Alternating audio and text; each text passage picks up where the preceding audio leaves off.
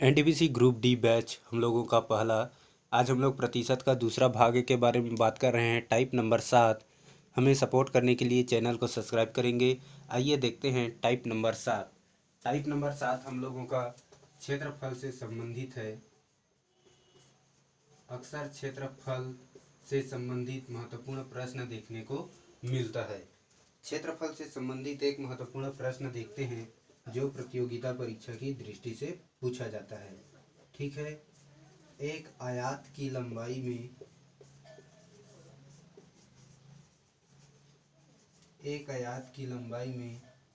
10% वृद्धि की गई और चौड़ाई में 20% वृद्धि की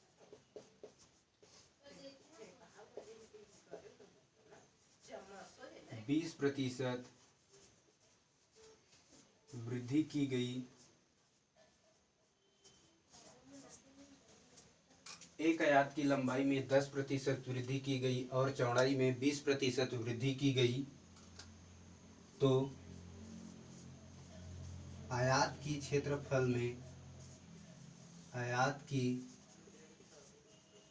क्षेत्रफल में कितना परिवर्तन हुआ।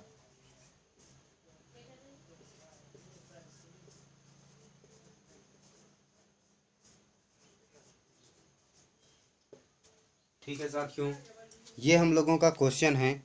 एक आयत की लंबाई में 10% वृद्धि की गई, चौड़ाई में 20% वृद्धि की गई तो क्षेत्रफल में कितना परिवर्तन हुआ। इसको हम लोग हल करते हैं। देखो, हल के रूप में 10% की वृद्धि तो 110, फिर 20% की वृद्धि तो 120।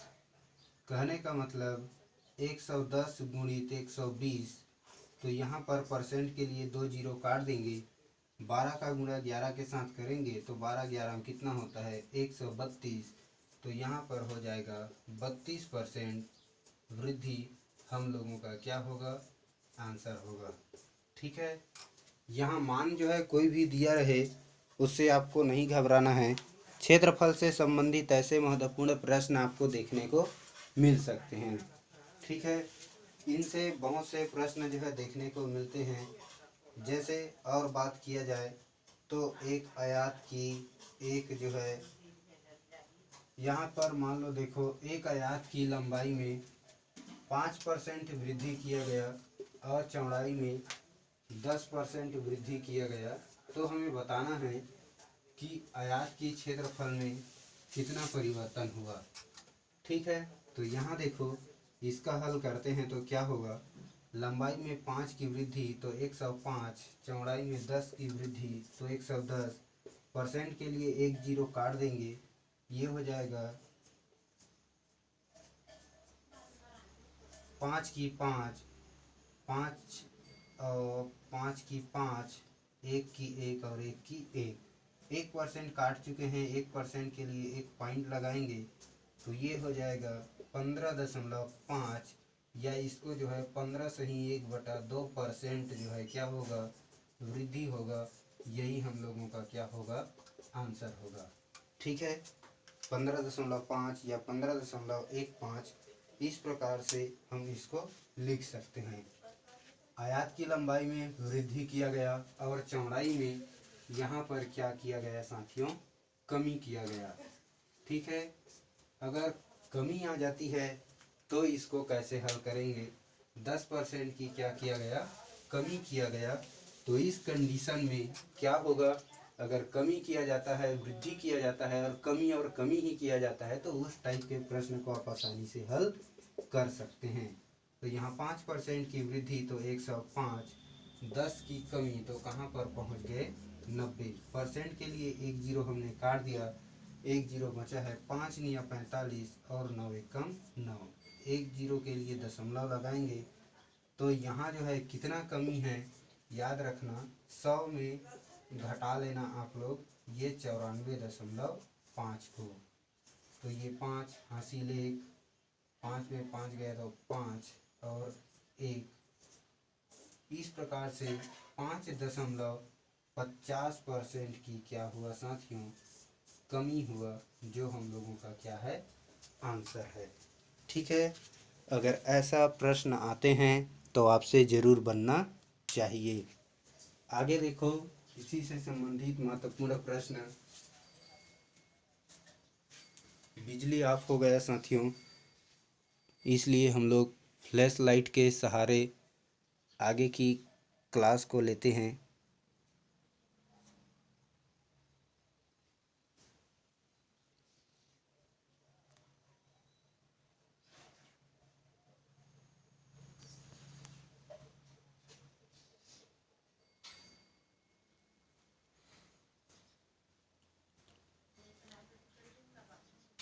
बिजली ऑफ हो गया साथियों, फ्लैश लाइट के सहारे इस क्लास को लिया जा रहा है। थोड़ा सा खेद है बिजली आने तक।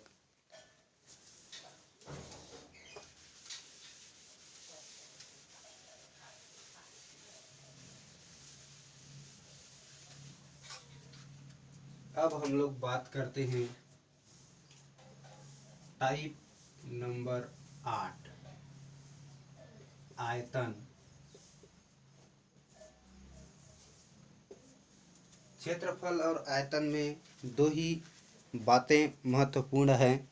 क्षेत्रफल में क्या होता है, सीधा जैसे कमी वृद्धि को दर्शा देते हैं, किंतु आयतन में एक स्टेप और बढ़ाना पड़ता है। पहले क्षेत्रफल ज्ञात करना पड़ता है, उसके बाद आयतन।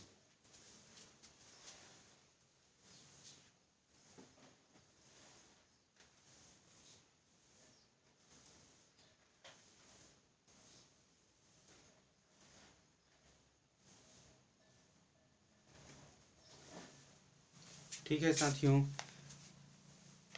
हम लोगों का बिजली आ गया है। आयतन से संबंधित देखो प्रश्न, एक महत्वपूर्ण प्रश्न। एक बेलन की लंबाई में 5% वृद्धि की गई और चौड़ाई में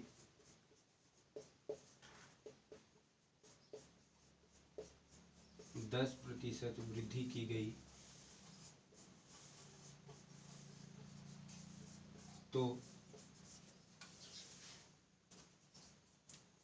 आयतन में कितना परिवर्तन हुआ।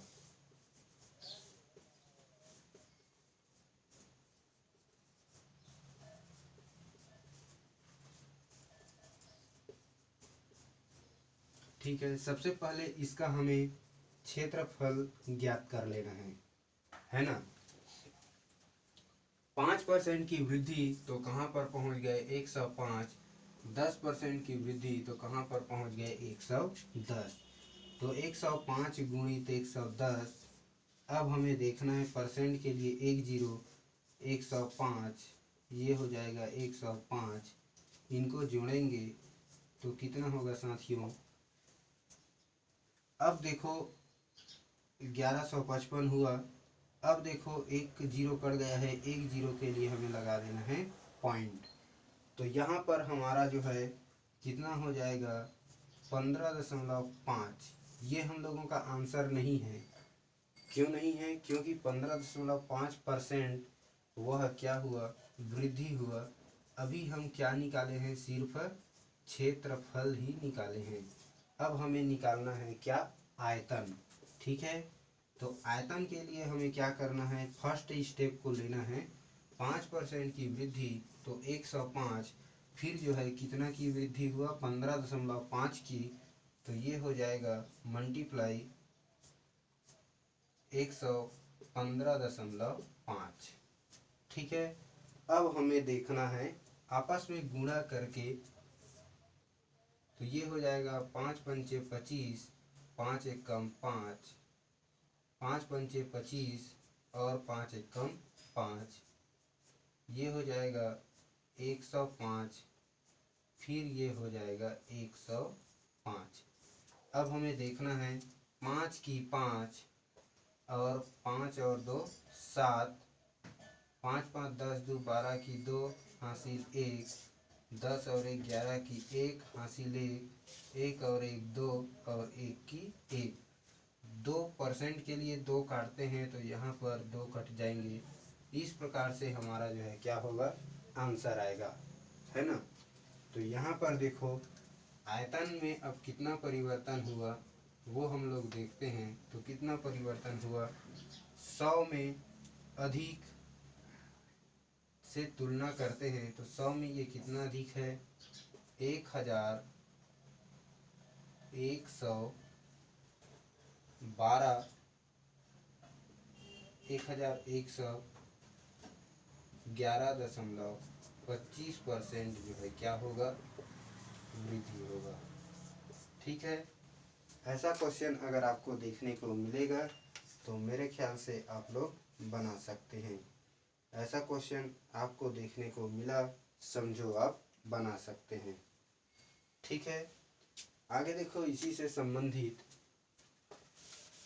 इसमें समझ में नहीं आया होगा तो ये क्वेश्चन आप लोग और देख लीजिए।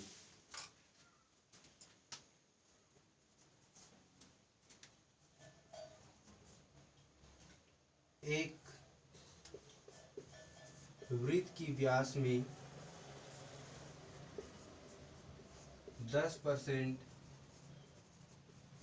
वृद्धि की गई तो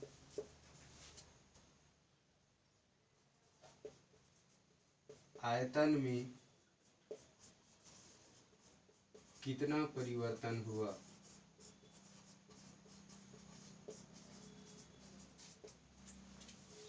एक वृत्त की व्यास में, ये वृत्त है और इनका व्यास मानते हैं 10% की वृद्धि किया गया, तो यहाँ से 10% की वृद्धि किया गया तो ये हो जाएगा 110 गुणित 110। ठीक है, तो यहाँ देखो 110 1010 11 11 में कितना 121। ये हो गया क्या, क्षेत्रफल। अब हमें ज्ञात करना है क्या, आयतन। ठीक है, तो आयतन के लिए 121 गुणित 110, तो यहाँ देखो 1 0 कट गया, यहाँ हो जाएगा 121 गुणित 121।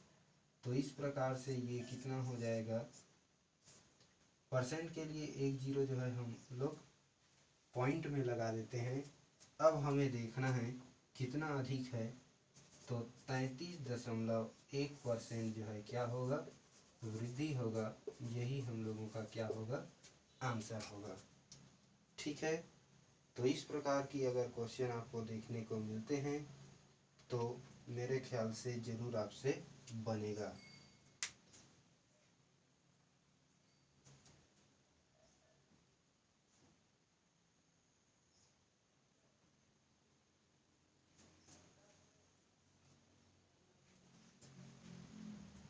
ऐसा क्वेश्चन आपसे गलत नहीं होगा, मेरे ख्याल से आप ऐसे क्वेश्चन को बना सकते हैं, है ना साथियों। ठीक है, अब आगे देखो, मान लो यही जो है कमी है तो कैसे बनेगा। यहाँ पर मान लो ये जो है कमी है, कमी है तब कैसे बनेगा, इनको हल करके बताते हैं। 10 की कमी तो कहाँ पर पहुँच गए, 90 पर।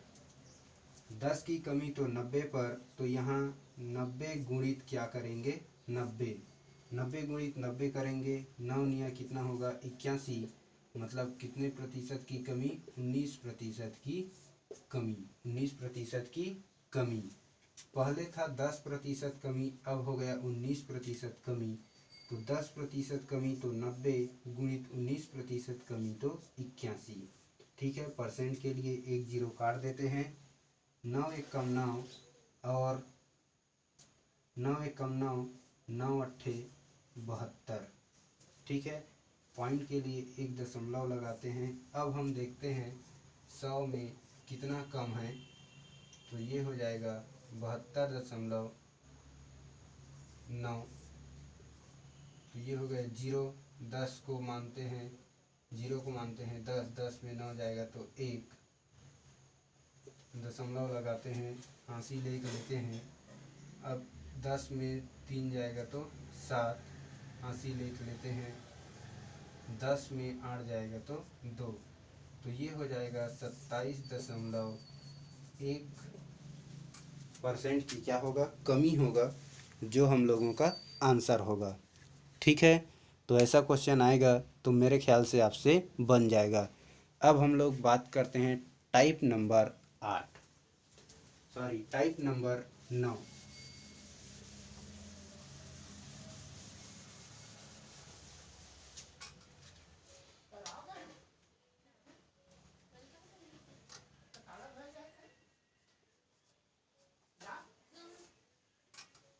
Type number 9। टाइप नंबर 9 में क्या आता है, आय और व्यय पर आधारित प्रश्न।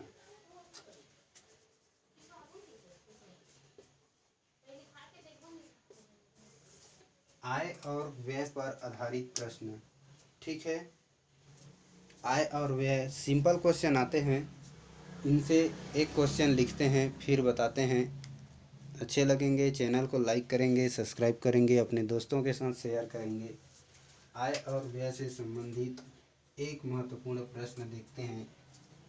मोहन अपनी मासिक आय का 30% भोजन पर खर्च करता है।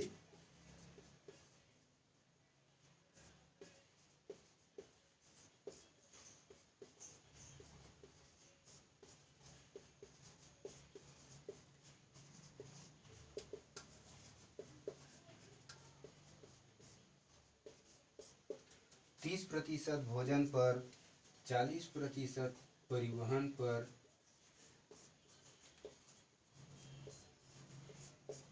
30% भोजन पर खर्च करता है, 40% परिवहन पर खर्च करता है,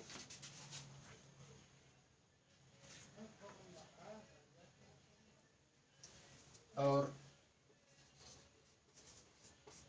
50% शेष बचाता है। 50% शेष बचाता है।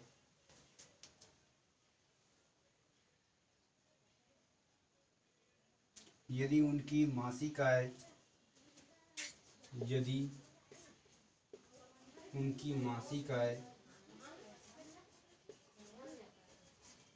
यदि उनकी मासिक आय 18,400 रुपये है, तो 18,400 रुपये है तो वह प्रति माह कितने रुपए बचाता है।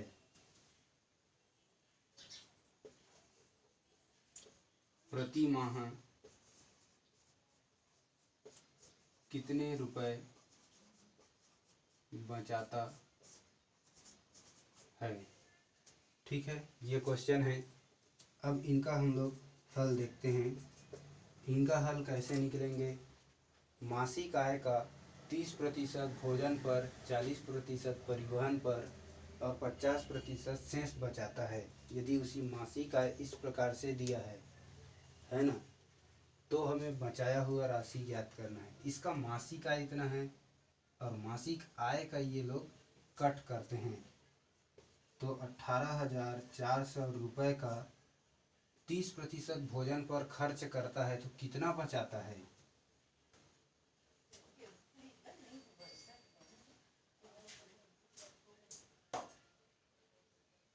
30% भोजन पर, तो यहाँ सीधा लिख लो साथियों, 30/100 गुणित यहाँ जो है 40/100 बराबर यहाँ हो जाएगा 50। ठीक है, क्योंकि 50 ही वह शेष बचाता है। इस प्रकार से आपको जो है लिखना है, या फिर आप जो है इसको दो कंडीशन से बना सकते हैं। एक कंडीशन क्या है, उसकी मासिक आय जो है इस प्रकार से दिया हुआ है और 30% भोजन, 40% परिवहन पर खर्च करता है।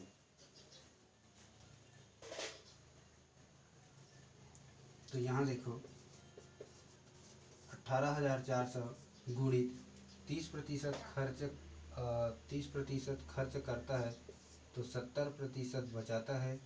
70/100, 40 खर्च करता है तो 60/100 और 50 बचाता है तो 50/100। ठीक है, ये पूरा बचत का हो गया। अब हमें जो है उनकी प्रति माह कितने रुपए बचाता है वो ज्ञात कर सकते हैं। 10 10 10 10 10 10 10 10 10 10 10 10 5 एकम 5 और 5 दूनी 10। ठीक है, 2 एकम 2 और 2 तिया 6, 3 सत्ते 21। अब हमें देखना है 1 8 4, 2 चौके 8, 2 अट्ठे 16, हासिल 1, 2 एकम 2 और 1 3। इस प्रकार से हमें देखना है। ये हो जाएगा 4 की 4, 8 8 16, 16 और 16 की 6, हासिल 1, 6 1 7 7 और 1 8 और 3 की 3।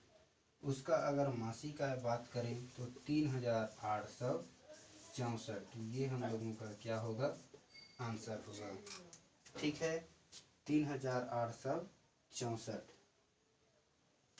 बिल्कुल सही। इस प्रकार से अगर आय व्यय से संबंधित क्वेश्चन आते हैं तो आपसे जरूर बनना चाहिए।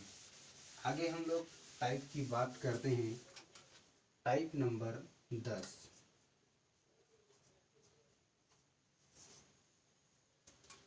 टाइप नंबर 10 में क्या होता है, चुनाव पर आधारित प्रश्न।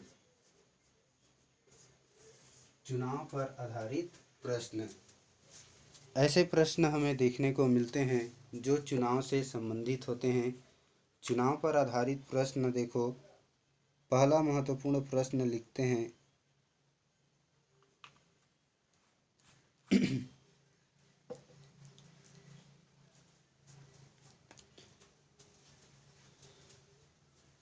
पहला महत्वपूर्ण प्रश्न है, एक चुनाव में 2 उम्मीदवार थे।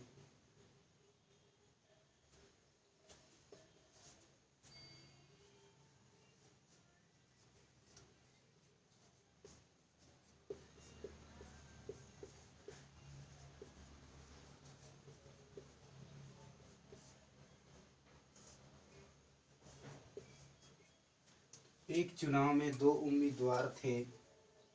जीतने वाले उम्मीदवार को कुल मतों का 65% मत प्राप्त हुआ। जीतने वाले उम्मीदवार को कुल मत का 65% मत प्राप्त हुआ। ठीक है, फिर जो है बोला गया है वह 900 मतों से विजयी हुआ। वह 900 मतों से विजयी हुआ। तो कुल मतदाताओं की संख्या बताइए। एक चुनाव में 2 उम्मीदवार थे। जीतने वाले उम्मीदवार को कुल मत का 65% प्राप्त हुआ और वह 900 मतों से विजयी हुआ। तो कुल उम्मीदवार मतदाताओं का संख्या बताना है। ठीक है, तो यहाँ जो है जीतने वाला है और एक है हारने वाला। जीतने वाला को कितना 65% मिला, तो हारने वाला को कितना मिलेगा 35। ठीक है, जीतने वाले को 65 और हारने वाला को 35, और वह 900 अधिक वोट से जीता है ना। तो पास फैल, हार जीत, कम अधिक हमेशा जो है अंतर को बताते हैं। तो यहाँ पर देखो 65 और 35 दोनों के बीच का अंतर जो है कितना है, 30 है। तो यहाँ 30A बराबर लिखेंगे तो कितना लिखेंगे, 30A बराबर 900। जब A बराबर लिखेंगे तो 3 तिया 9, तो A बराबर लिखेंगे तो 30। ठीक है, मतलब एक व्यक्ति की पावर 30 है कहने का मतलब अब 100 व्यक्ति की पावर लेंगे तो 100 व्यक्ति की पावर लेंगे तो कितना हो जाएगा 3000। ये हम लोगों का क्या होगा आंसर होगा। ठीक है, ऐसा क्वेश्चन अगर आपको देखने को मिलते हैं तो मेरे ख्याल से आपसे ज़रूर बनेंगे।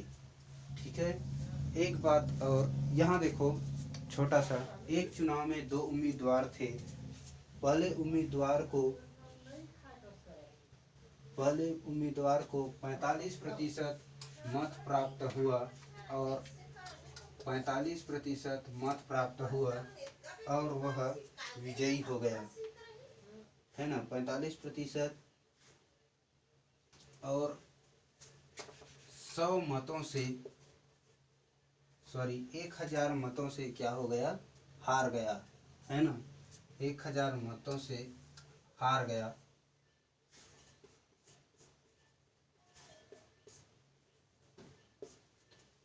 एक चुनाव में 2 उम्मीदवार थे। यहाँ पर ए लिख लो। ए वाले उम्मीदवार को कुल मतों का 45% प्राप्त हुआ और वह 1000 मतों से हार गया, तो कुल मतदाताओं की संख्या बताइए।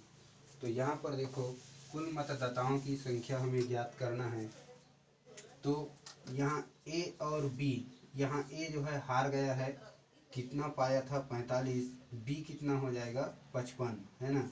दोनों के बीच अंतर देखें तो अंतर कितने का आया 10 का अंतर 1000, तो 1 का अंतर जो है कितना आएगा 100 का, तो 100 का अंतर हो जाएगा तो कितना हो जाएगा 10,000।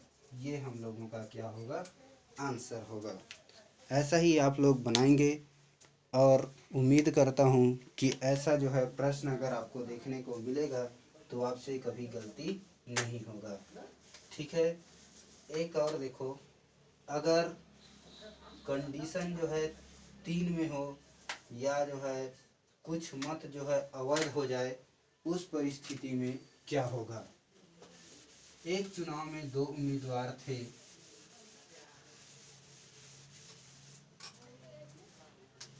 जिसमें 20% मत नोटा में चला गया। नोटा में कहने का मतलब अवैध हो गया, है ना साथियों। 20% मत जो है नोटा में चला गया और जीतने वाले को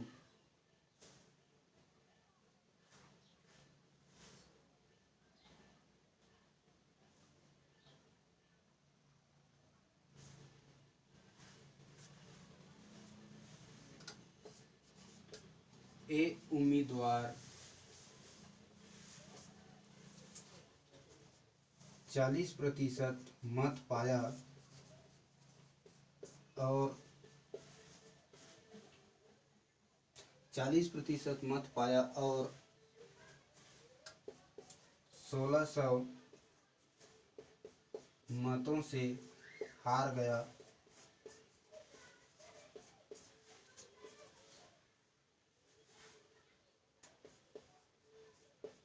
मतदाताओं की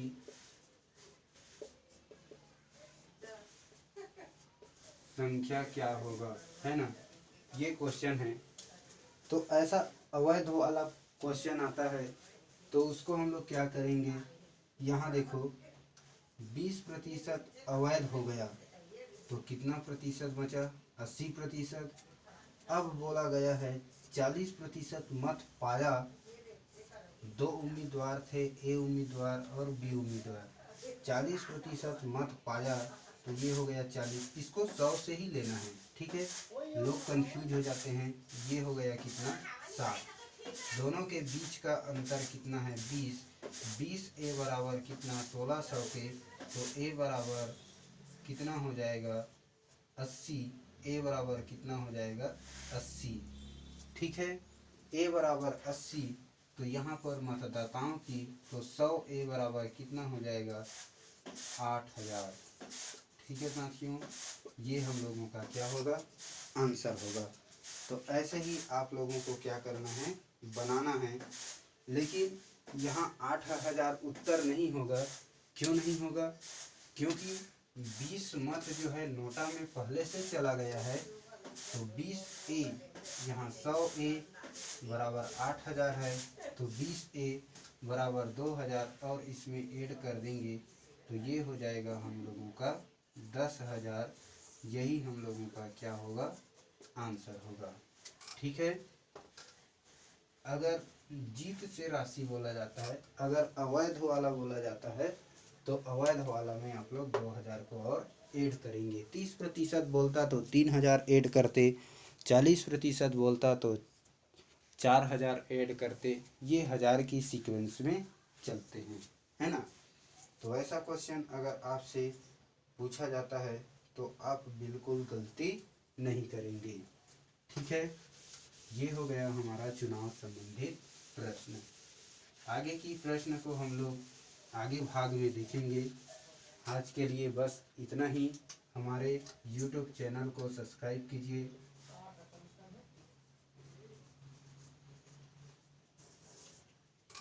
YouTube चैनल को सब्सक्राइब कीजिए और हमें सपोर्ट कीजिए। आप सभी दोस्तों का थैंक यू।